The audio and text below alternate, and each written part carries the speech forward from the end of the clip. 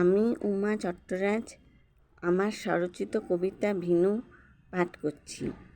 Venue. আমাদের দুই মামা, চাঁদ মামা রবি মামা।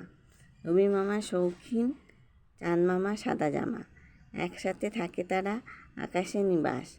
মেঘেরা উঠছে দেখো যেন সাদা হাঁস।